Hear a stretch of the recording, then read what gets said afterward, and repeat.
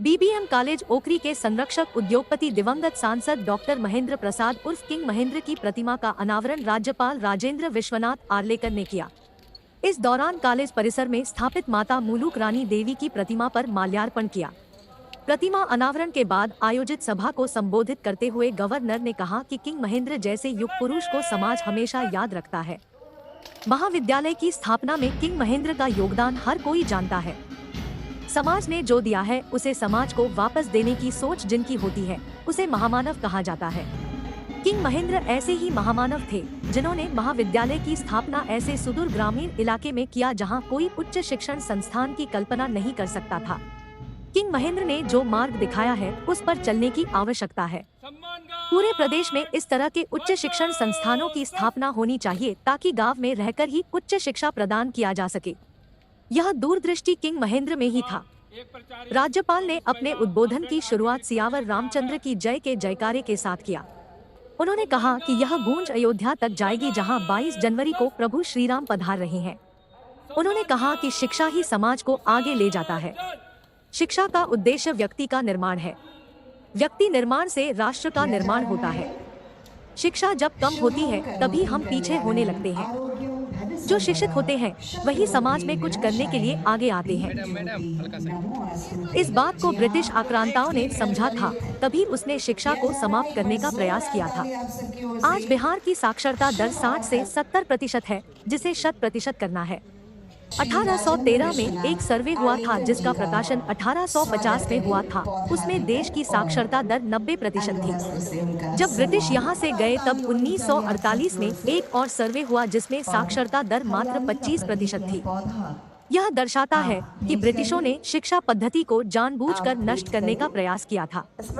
आज नई राष्ट्रीय शिक्षा नीति के माध्यम से समाज को शिक्षित किया जा रहा है।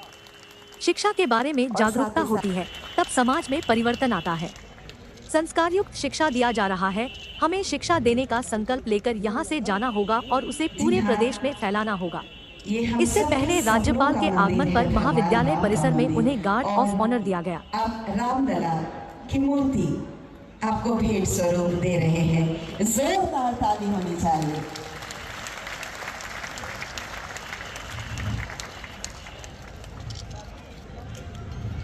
बहुत बहुत आभार। और आदरणीय हम आपसे यह अनुरोध करते हैं कि माननीय सांसद जिसका इंतजार हम सब वर्षों से कर रहे थे, और जी हाँ, और हम यहाँ फिर से आज उठकर खड़े होकर नई शिक्षा नीति के तहत हम सब जा रहे हैं और कह रहे हैं कि भारत को पुनः एक बार 100% शिक्षक होना चाहिए। 100% होना चाहिए। क्यों? क्योंकि जो शिक्षित होता है वही ठीक ढंग से व्यक्तित्व होता है, और जो व्यक्ति होता है वही राष्ट्र का निर्माण कर सकता है। और इसीलिए प्रधानमंत्री जी ने जो शिक्षा नीति लाई है, उस शिक्षा नीति के माध्यम से पूरा समाज हमको शिक्षित करना है, साक्षर करना है, और अपने समाज को पुनः एक बार समाज के प्रति समर्पित करना है। हमको देखना चाहिए कि इस दिशा में हम कैसे आगे बढ़ सकते हैं। मुझे खुशी है इस बात की कि यहाँ बैठे हुए सभी विश्वविद्यालयों के जो कुलपति हैं, इन कुलपतियों ने अपने तरफ से जो प्रयास किए हैं कि यहाँ नई राष्ट्रीय शिक्षा नीति जो है उसको वो लागू करना चाहते हैं, और उन्होंने ये करके दिखाया है, केवल भाषण नहीं किया।